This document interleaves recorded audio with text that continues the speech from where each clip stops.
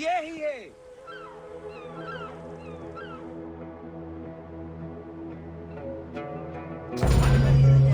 Welcome to an overview of the Giza necropolis.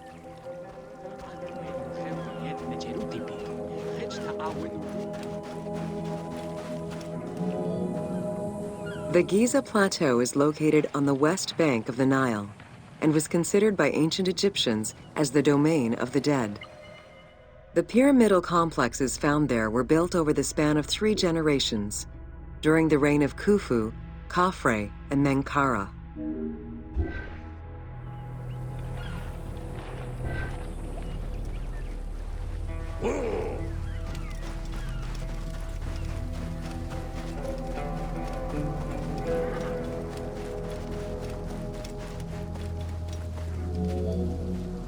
The Giza area, now famous for its 3 pyramids, is part of a wider grouping of funerary complexes. Rulers from this period generally elected to be buried in the area. The focal point of the entire region was the city of Memphis, chosen as the capital of Egypt at the beginning of the Old Kingdom.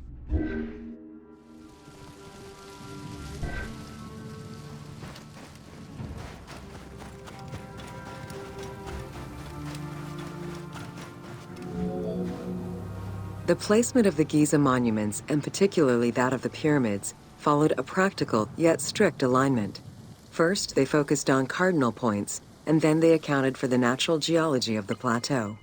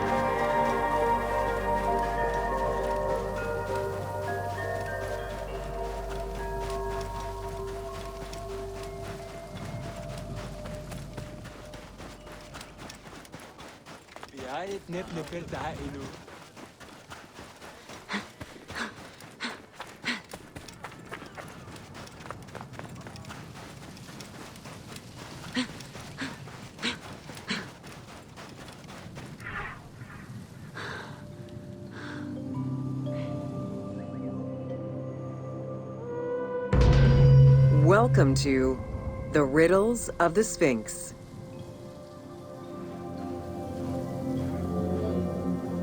A sphinx was originally meant to be a personification of the king. The human head, wearing pharaonic regalia, was fused with the body of a lion, thus sharing the qualities the powerful animal possessed, namely its power, the swiftness of its attack, and its majestic authority. By these very virtues, it was also considered a symbol of protection. Unsurprisingly, statues of sphinxes could be found along the Dromus, protectors of the path taken by the gods to reach the temples.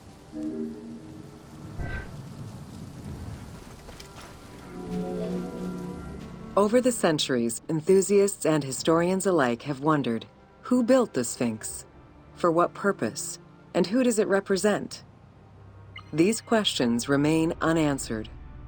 Several theories do exist, however, some more credible than others. One theory supposes that Djedefre chose to pay homage to his father Khufu by building the Great Sphinx of Giza. The stone temple on the eastern face of the Sphinx would have been added later on by his brother and successor, Khafre, in order to strengthen the divine worship of their father. It would be the first Egyptian temple oriented with the sun.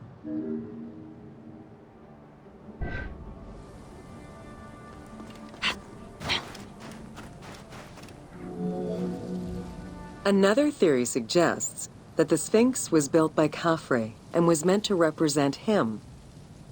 The arguments to support this hypothesis are based on the fact that the limestone beds used for the main work of the Temple of the Sphinx are geographically and architecturally similar to the Valley Temple of Khafre. Some believe that Khufu himself built the Sphinx, which was later finished under his successors, Getaphre, and Khafre. These arguments are based on the stylistics of the engraving, the typology of the nemes, and the absence of a beard at the time of construction.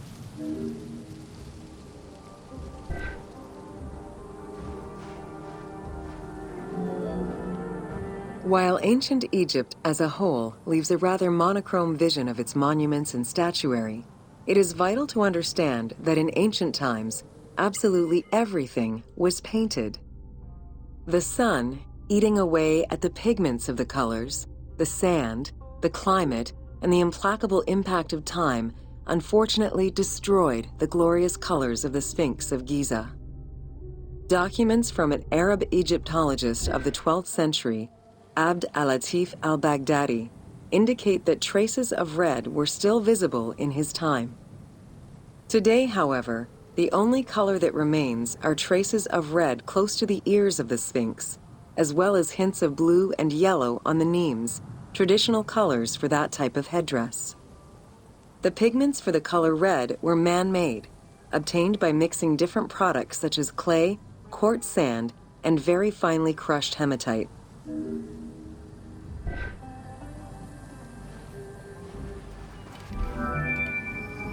Red had a strong symbolism in ancient Egypt. It was both the color of life and the color of death. It could represent the sands of the desert or the brilliance of the sun. Red was also associated with the god Seth, vengeful and destructive. The Egyptian word for red, Deshur, is also the word which was used to signify the desert, or the royal crown of Lower Egypt. In art, red was also the color used to paint the bodies of men, while yellow was used for women. It is possible that there were also color restoration efforts during the Saite period about 600 years before Cleopatra's rule, as indicated by notes on the inventory stele, discovered in 1858 by Auguste Mariette. It is because of this that the team made the decision to display it with its full range of colors, even though the Sphinx's colors would have likely faded by Cleopatra's time.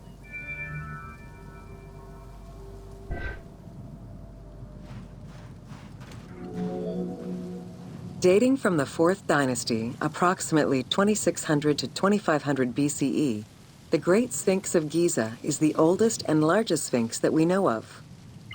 Carved from a natural limestone outcrop, the Sphinx measures 19.8 meters in height, 73.2 meters in length, and 14 meters in width.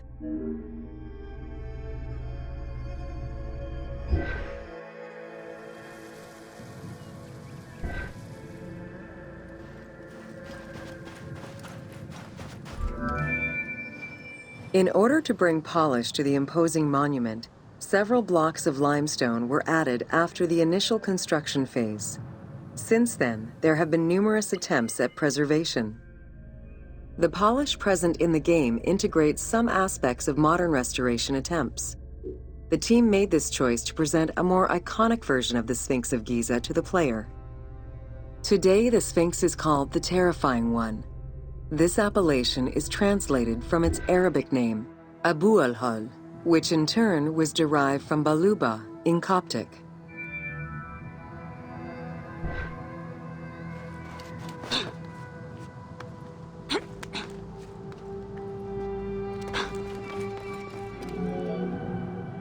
The Sphinx as a whole was carved in situ from a natural stone promontory. Its head was built in a limestone peak of the Mukattam Plate, and the body was sculpted in the underlying rock layer where it is located.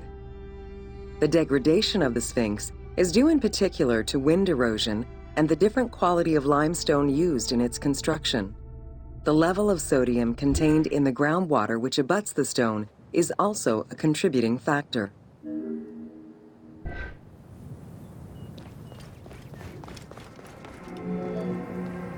The natural bedrock is seen through the oblique natural strata of the Sphinx's body that are similar to the surrounding limestone.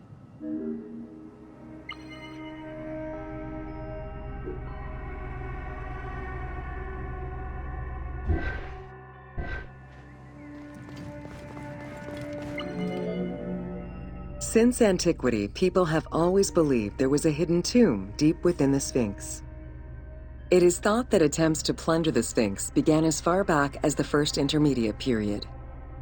Since then, numerous attempts to pierce the Sphinx's secrets have been carried out, leaving indelible scars upon the monument.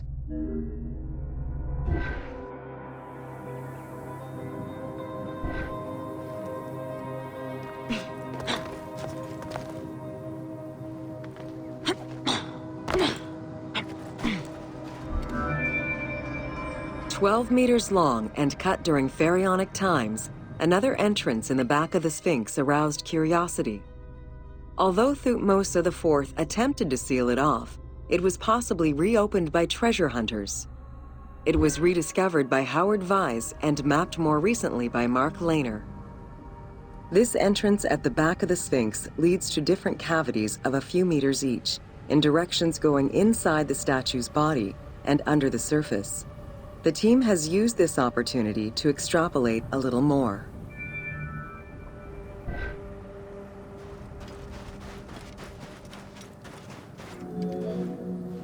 While there have been no major discoveries pertaining to the Sphinx of Giza in recent years, theories and hypotheses continue to emerge. Without validation provided by archaeological sources, however, they remain unsubstantiated.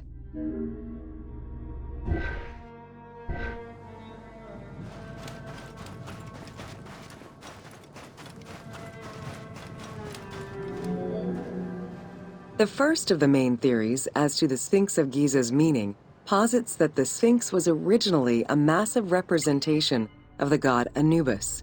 Its principal arguments are that the head of the Sphinx is disproportionate compared to the size of its body.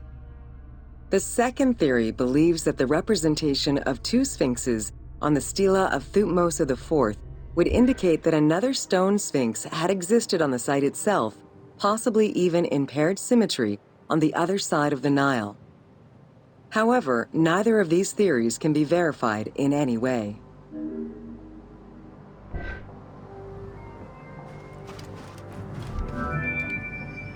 Several scientific projects using new technologies have been put in place in the past decades.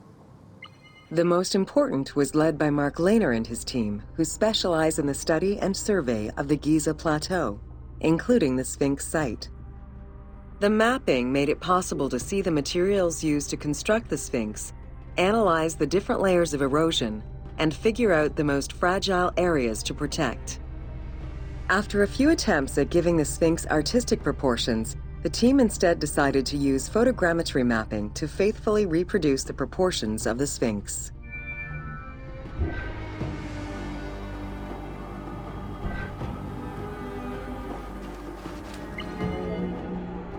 What the Sphinx of Giza represented during its construction and how the Sphinx was perceived by the Egyptians of the New Kingdom are two very different matters.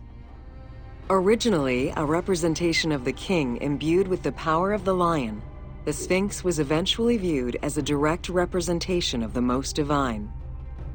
It is theorized that kings of the New Kingdom believed that the Sphinx of Giza was the one who recognized and legitimized the ruler of Egypt.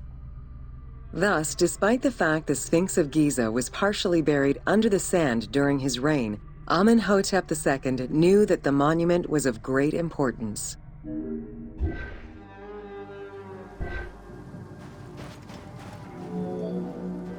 Amenhotep II built a second temple dedicated for the Sphinx as Horemakhet to pay homage to Khufu and Khafre, his predecessors.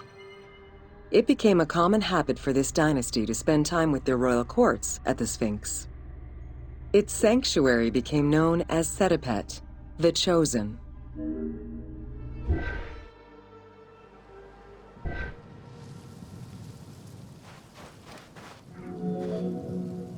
Egyptologist Mark Lehner believed that Amenhotep II built a statue of himself anchored between the paws of the Sphinx, likely to legitimize his reign, alongside a stela found by Salim Hassan. Many other pharaohs of this dynasty, such as Tutankhamun and Ramses II, also left marks of their passage in a similar fashion, sometimes even stripping the stones of nearby temples and pyramids to do so. Amenhotep II's son and successor, Thutmose IV, was a frequent offender.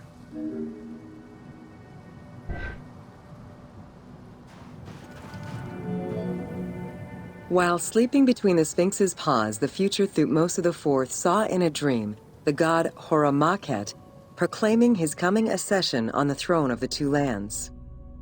This was, of course, on the condition that he remove all of the sand covering the Sphinx, which stood guard as the personification of the god, and should thus never be engulfed by the sands of the desert.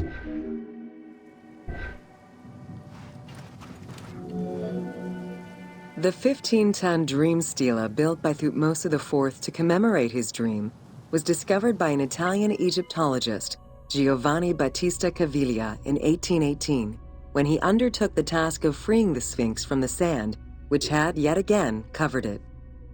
Caviglia was looking for an entrance into the structure of the Sphinx, but instead he discovered an open-air chapel and stelas between the paws. Ashes from a ceremony were still present. Protected by sand, they quite possibly were from the last ceremonies in Roman times.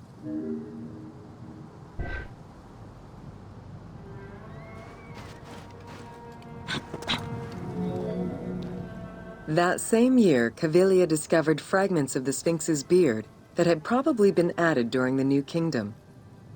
If many of these pieces are held by museums in Cairo, a fragment is displayed at the British Museum, along with a piece of the uraeus that was on the Sphinx's headdress. It is believed this fragment of beard was possibly kept in place thanks to the statue of Amenhotep II, which was supposed to be located under the head of the Sphinx.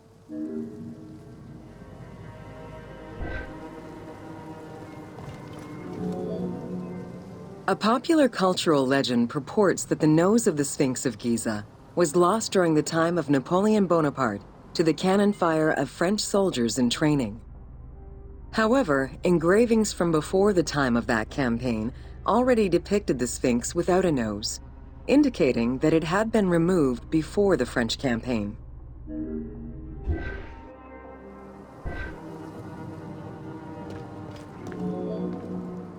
The most plausible hypothesis is based on the research of the German historian Ulrich Harman. During the 1980s, Harman compiled medieval sources written by Arab authors. In doing so, he discovered that the Sphinx was once perceived as a favorable omen, a deity supporting sediment-nurturing floods and crops. Around 1378, a Sufi by the name of Muhammad Sa'im al-Dar could not stand this vision of the monument, and in an iconoclastic act, broke the nose of the Sphinx. According to the texts, he was then hanged and burned between the legs of the Sphinx for his crime.